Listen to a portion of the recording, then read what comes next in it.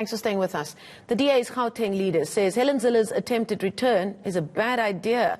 But John Moodey says he'll support Zilla's decision to contest the party's federal chairperson position. Moodey insists there's no split in the DA. We'll always have factions within parties, but I don't believe that we are divided to the point where we will fracture. Indeed, I pray that never happens.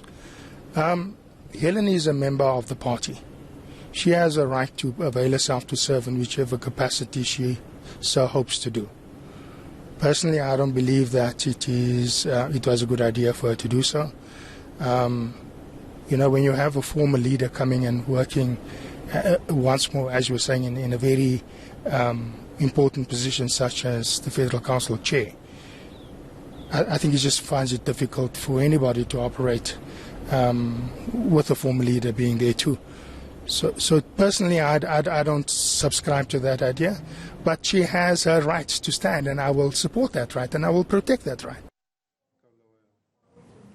Now, on the eve of the DA's Federal Council meeting, the party CEO, Paul Bowie, has resigned, and its long-serving Federal Executive Chair, James Self, is vacating the position. But all eyes now are on who will replace him. ENCA's Govan Whittles joins me now with the very latest. You really have been on the blue trail this week, Govan. Battle lines have been drawn. What do we know about this big resignation?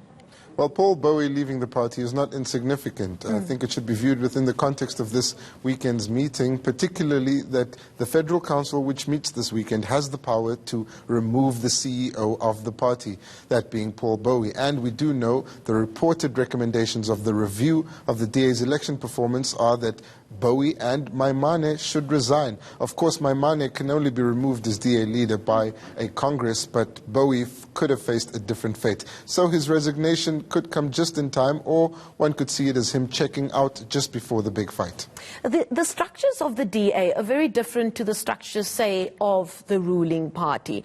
And after we saw them being gagged, that debate couldn't go ahead, in as much as they have the structures of one who'd almost think they've got a CEO of a business, some of it is still shrouded in mystery. Or do you think there is a big enough understanding of how the DA's structures work? Well, it's a federal party, and though its structures are not often reported on, they have gone to some lengths to explain how the party actually works. So the equivalent of Paul Bowie's position within the ANC would be either that of National Chairperson or Secretary General. Either way, those positions being very important. And sort of acting as an administrative head, but also giving political direction. And Paul Bowie he's bowing out as a politician in his own right. And we're already seeing reports that he may receive a senior position in the city of Cape Town, where the DA governs. I think that is an indication of the value that's still seen in Paul Bowie by the Democratic Alliance. Well, we just heard from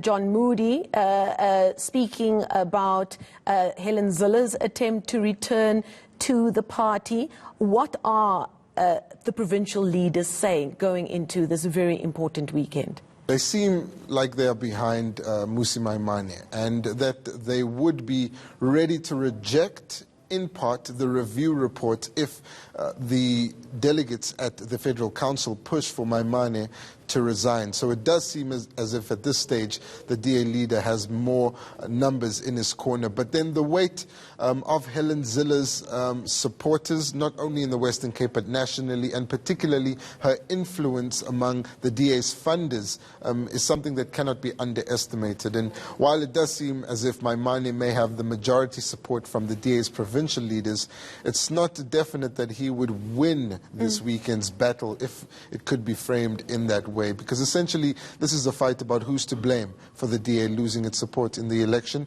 and what should the DA do to make sure that it doesn't lose further support. I was about to ask you that, in as much as it's about where they failed, is this also about what direction it needs to go in next? Mmusi Maimane's newsletter released this morning, in it he says that looking to the future, if they continue on this path of One South Africa for All, committed to all 5 values of the DA, particularly diversity, then they would be looking back at the 2019 election as a minor setback, with major victories still on the horizon. But he alludes to the fact that if they don't take that path, then what happened in 2019 would be seen as a small victory. Is he then saying in a veiled way that if Helen Zille is brought back, that is not the direction the party will go in? I think in a veiled way he's trying to say that bringing Helen Zille back is not necessary to win just a fraction more support among particularly its traditional white voter base. Mmusi Maimane is intent on getting more black supporters towards the DA, more black votes for the DA, and it's something that he doesn't appear willing to give up on, and it does appear as if he has the support within the party, but as I say, it's too close to call. All is fair in love and politics. Thank you so much. Govan Whittles reporting for us there in the